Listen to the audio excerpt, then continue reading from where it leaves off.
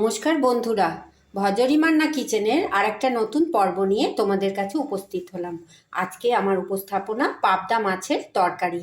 শীতের মরশুমি সবজি নানা রকম দিয়ে বড়ি, বেগুন, কাঁচা লঙ্কা, ধনেপাতা, টমেটো সব দিয়ে কিভাবে বানাচ্ছি চলো রান্নাটা আমরা শুরু করি। প্রথমে আমি 5টা পাবদা মাছকে ধুয়ে একটু নুন হলুদ মাখিয়ে রেখেছি।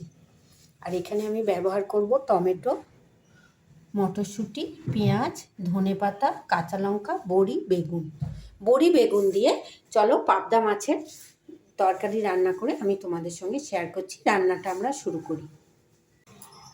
এরপর আমি রান্না করার জন্য গ্যাসের মধ্যে একটা কড়াই বসিয়ে দিয়েছি। তাতে দিয়ে দিচ্ছি একটু সর্ষের তেল। আমি সর্ষের তেলেই রান্নাটা করছি। তেলটা যখন গরম হয়ে গেছে তার মধ্যে দিয়ে দিচ্ছি একটুখানি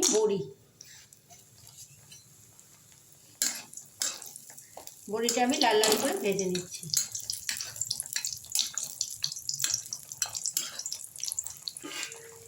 বড়িটা আমার ভাজা হয়ে গেল, আমি তুলে নিচ্ছি। এরপর এই তেলের মধ্যে আমি দিয়ে দিচ্ছি একটু ছোট ছোট করে কেটে রাখা বেগুনটাও আমি ভেজে নিচ্ছি। বেগুনটা একটু লাল লাল হয়েছে, এই পর্যায়ে আমি বেগুনটাকে তুলে নিলাম। বেগুনটা ভেজে তুলে নিয়েছি। এবার আমি কড়াইয়ের মধ্যে একটু নুন দিয়ে দিচ্ছি।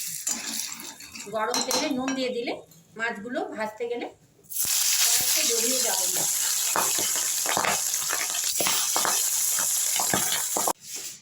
পাবদা মাছ আমি দুটো ভেজে তুলে নিয়েছি, আর দুটো আমি দিয়ে দিচ্ছি। একটু তেল ছিটকে হয় পাবদা মাছে, তাই জন্য আমি একটা ঢাকা চাপা দিয়ে মাছগুলোকে ভাজছি।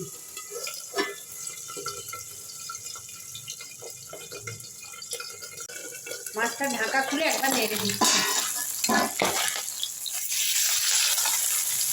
আর একবার ঢাকা দিয়ে দিচ্ছি, নাহলে তেল ছিটকাচ্ছে। ঢাকা খুলে আমি মাছগুলো তুলে নিচ্ছি। আমার সব মাছগুলো এইভাবে ভাজা হয়ে গেল।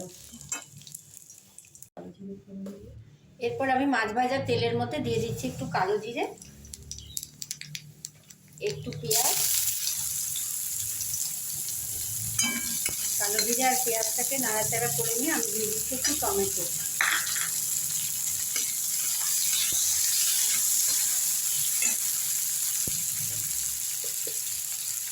এর উপরে একটু নুন দিয়ে দিচ্ছি যাতে টমেটোগুলো নরম হয়ে যায়। টমেটোটা আমি প্রায় 2 মিনিট একটু ভেজে নিলাম। এর উপরে দিয়ে দিলাম একটু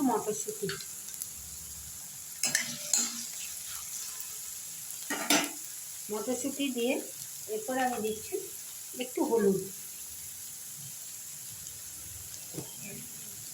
হলুদটা দিয়ে আমি নাড়াচাড়া। এই সময় আমি গ্যাসের ফ্লেমটাকে মিডিয়াম টু লো রেখেছি, নাহলে মশলাগুলো পুড়ে যাবে। আর দিচ্ছি আমি একটু জিরে, ধনে, দারচিনি, লবঙ্গ, এলাচ সব দিয়ে আমি একটা গুঁড়ো মশলা বানিয়ে রাখি, সেই মশলাটা এক চামচ দিয়ে দিলাম।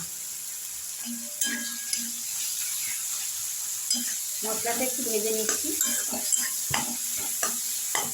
আর এর উপরে দিয়ে দিলাম একটু চিনি ব্যালেন্সের জন্য। একটু কষিয়ে নিচ্ছি মশলাটা। আমি 2 মিনিট মশলাটা কষে নিলাম। টমেটো, মটরশুঁটি, দুটো কাঁচা লঙ্কা দিয়ে দিলাম। ঝালটা তোমরা পরিমাণ মতো দিও। এর উপরে আমি ভেজে রাখা বেগুনগুলো দিয়ে দিচ্ছি, আর বড়ি সবগুলো দিয়ে আমি একটু নেড়ে নিচ্ছি। একটা কথা মনে রাখছি, আমি কিন্তু বেগুন যখন ভেজেছি নুন দিইনি, কারণ তাহলে বেগুনটা খুব নরম হয়ে যেত। ওই জন্য আমি এখন একটু পরিমাণ মতো নুন দিয়ে দিলাম।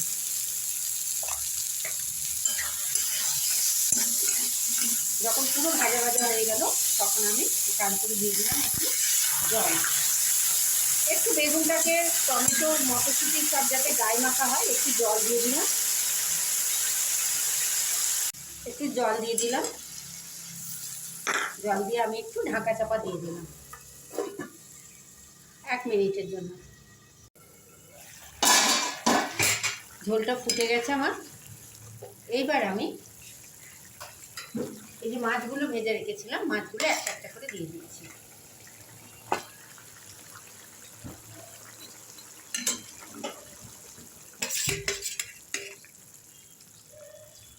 মাছগুলো একটু এপিট ওপিট করে ঝোলে সেদ্ধ করে নিয়ে আমি ঝোলটাকে নামিয়ে নেব।